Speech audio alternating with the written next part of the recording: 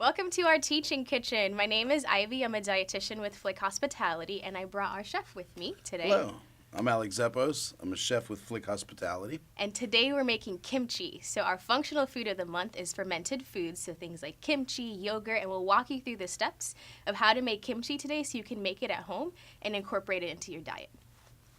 Take it away. Great. So we'll start with our basic ingredients. Our main ingredients in kimchi is the Napa cabbage or the Chinese cabbage, which you can find in any local grocery store. Our gochujang, the Korean sweet, spicy, fermented chili paste. It's made with glutinous rice.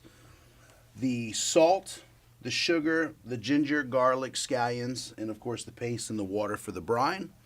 As I will go through the first steps, and Ivy will speak a little bit about the benefits of kimchi and fermented vegetables. So I have a question for you, Chef. Where can I find gochujang? So you can find gochujang at any of your local grocery stores, specialty foods aisles, or any Asian markets will carry this as well. Okay.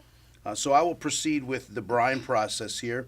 I will be layering the salt and the Napa cabbage and adding the water for the purpose of overnight brining. Okay.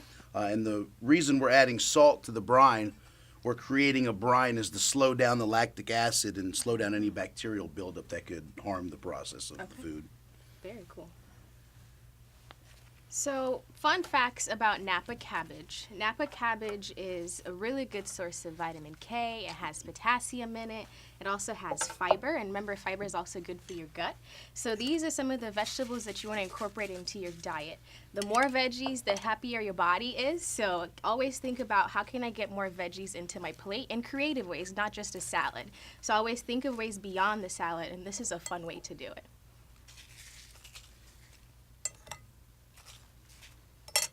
Right. Can I put it in any type of container? Does it matter or no? A nice shallow flat container works well because you're not going to be adding that much water, so you want to definitely have the leaves submerged. All right. We're going to grab this one here. All right. So we're going to let this sit overnight, and it will soften the leaves up. Much easier to handle. All right. And we'll wrap this in plastic, and we'll put it in our refrigerator overnight. And then, voila, we have our cabbage that has been sitting overnight in the brine. You can see at this point the leaves are very tender. It almost seems as it's somewhat cooked a little bit. So from this point here, we are now going to make our marinade, which is going to consist of a teaspoon and a half of garlic. So a nutrition fact about garlic is it can really help with your heart. It also is good as an anti-inflammatory. You want to cook it a little bit, and the salt will break it down a little bit so your breath doesn't smell like garlic or you're not sweating garlic throughout the day. So always think about how you can incorporate garlic as well. What else did you add? So I'm also adding equal parts ginger and scallions. Awesome. Teaspoon and a half of salt. A teaspoon and a half of sugar. Okay. Why do I need sugar in there? To sweeten it up a little bit. Okay.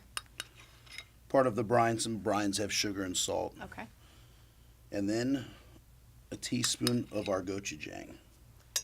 What does gochujang taste like? I'm not familiar with it. So, not sure what flavor I should expect. So the fermentedness of it, it's a little sweet and spicy. That does have some heat, but you can go a little light on it if you want. Okay. You can see here the color now. It's got a little red. Okay. That's very pretty. So at this step here, we're going to squeeze the water in the brine off of the cabbage that we had overnight. Place them into the marinade. And it smells so good. You can smell the ginger and the garlic. You can also smell a little bit of the scallions. So not only should your food look good, but it also smells good, and that makes it really exciting to eat. So I'm looking forward to trying this. So we want to make sure that the marinade covers all of the cabbage, and we're going to put it in the refrigerator for a minimum of 48 hours. Okay. And then after 48 hours, this will be our finished product here. It's beautiful. It is. You can see now the leaves are very tender. Yeah. They still have a little bit of a crunchiness to them, but very soft, very palatable. And if you want, It's up to your preference now if you want to leave the leaves whole or if you want to cut them Cut 'em up. into bite-sized pieces. What can I eat this with? Well, kimchi goes well with seafood items, Okay. steak, chicken, Okay. or on its own as a little snack at the Very table. cool. I'm excited to try it. Yeah. Yeah. So am I. Well, thank you for tuning in to the Teaching Kitchen today. We hope you learned something new, and we'll look forward to seeing you again soon. Thank you very much.